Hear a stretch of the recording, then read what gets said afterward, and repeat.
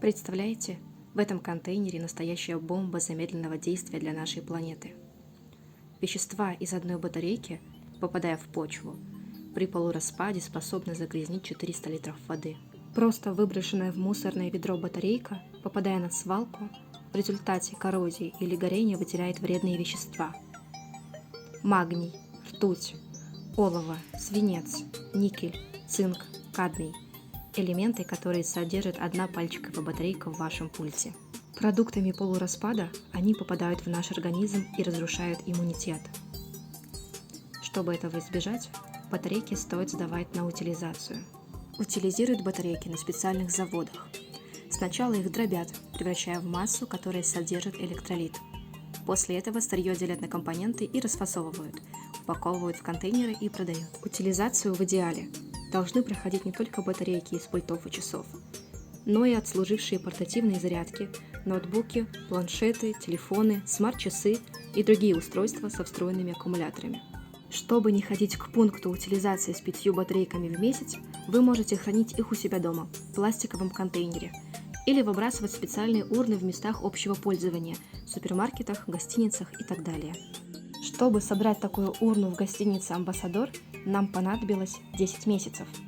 При этом здесь находятся не только батарейки из самого отеля, но и батарейки из домов наших сотрудников и соседних бизнесов. У человека, который решит сам утилизировать батарейки, на наполнение такого контейнера уйдут десятилетия.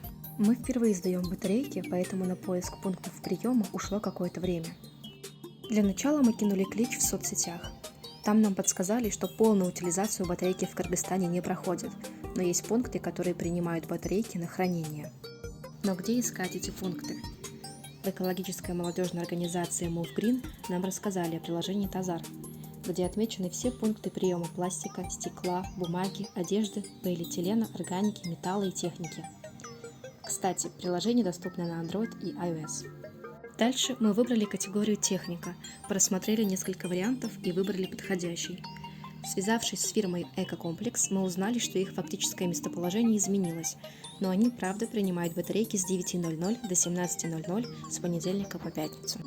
Далее мы взяли наши батарейки, аккуратно загрузили их в машину и поехали в пункт приема. Если вы тоже решите сдавать батарейки, то вот адрес.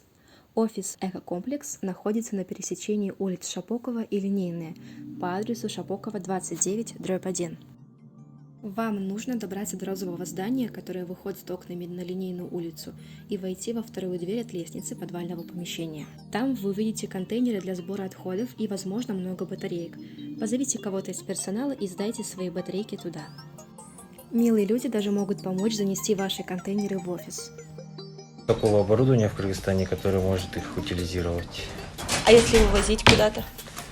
Вывозить сейчас на данный момент, насколько мне известно, Казахстан уже не принимает. Россия, по-моему, тоже раньше принимали, Казахстан и Россия, на утилизацию. То есть мы ждем просто оборудование, чтобы оставить здесь? Можно сказать так.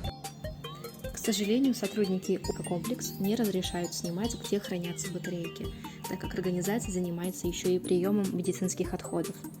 Из-за пандемии туда не рискуют пускать даже очень любознательных посторонних.